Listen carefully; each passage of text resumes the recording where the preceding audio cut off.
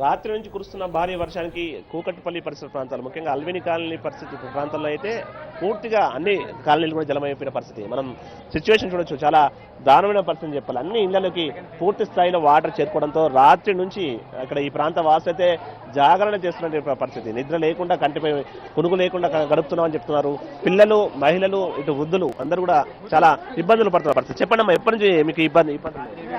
రాత్రి 7 నుంచి 7 గంటల నుంచి చాలా విపరీతంగా వర్షం వచ్చి నీళ్ళలోకి వచ్చేసి బియ్యం కట్లన్నీ, పరుపులు, మంచాలు, పనిముట్లన్నీ తేలిపోతున్నాయండి. బాగా అధికారులు చాలా ఏమి చేయలేదండి, అసలు ఏమి చేయలేదు. వాళ్ళు వేస్ట్, నిజంగా చెప్తున్నా.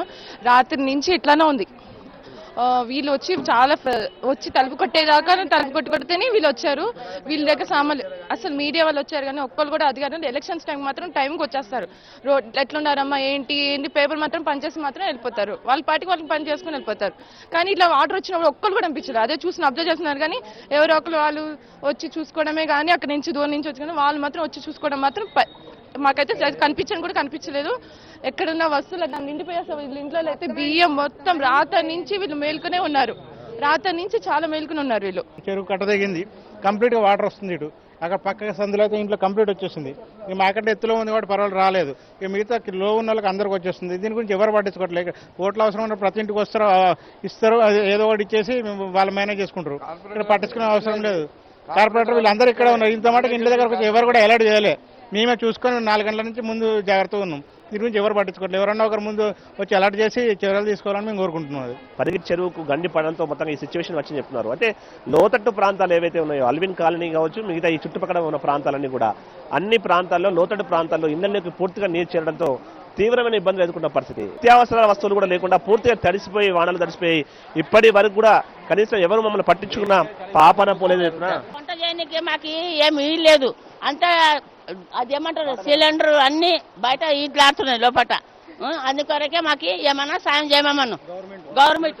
ఇళ్లలోకి మొత్తం పూర్తిగా వాటర్, మొత్తం వాటర్, పిల్లలు పెద్దలంతా ఇబ్బందులు పడుతున్న పరిస్థితి కనిపిస్తుంది. లోతట్టు ప్రాంతాలన్నీ కూడా సేమ్ ఇలాంటి సిచ్యువేషన్ కనిపిస్తున్నాయి. ఆ నగరంలో ముఖ్యంగా ఎక్కడైతే వర్షాలు ఎక్కువ కురిసాయో కురిసిన ప్రాంతాలన్నీ కూడా ఇలాంటి సిచ్యువేషన్స్ ఉన్నాయి. అయితే అటు వాతావరణ శాఖ మాత్రం ముందు నుంచి హెచ్చరిస్తూనే ఉంది, ఇలాంటి సిచ్యువేషన్ ఉంటుందని చెప్పేసి. వర్షాలు తీవ్రంగా పడే అవకాశాలే కాబట్టి అప్రమత్తంగా ఉండాలి నగరంలో అని చెప్పేసి కూడా వాతావరణ శాఖ తమ హెచ్చరికలతో జారీ చేసింది. ఇటు జిహెచ్ఎంసీ కాస్త అలర్ట్ అయినప్పటికీ ఇంకా ఈ ప్రాంతాల్లో అయితే ముఖ్యంగా ఈ పరిగి చెరువు గండిపడడంతో పరిస్థితి మరింత దారుణంగా తయారని చెప్పాలి.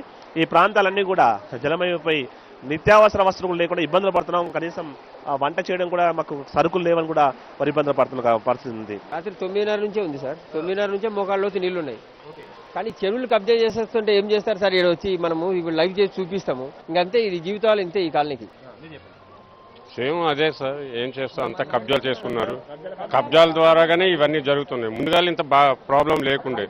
కబ్జాల కారణంగానే ఇలాంటి సిచ్యువేషన్ వచ్చింది. ఎందుకంటే అక్రమ నిర్మాణాలు పెరగడంతోనే వాటర్ పోవడానికి దారి లేక ఈ విధంగా ఇళ్లలోకి నీరు చేరుతున్న పరిస్థితి అని చెప్తున్న పరిస్థితి ఉంది. అల్విన్ కాల్ నుంచి కెమెరా పర్సన్ ప్రభుత్వం కలిసి రమణ, HNTV, హైదరాబాద్. వరద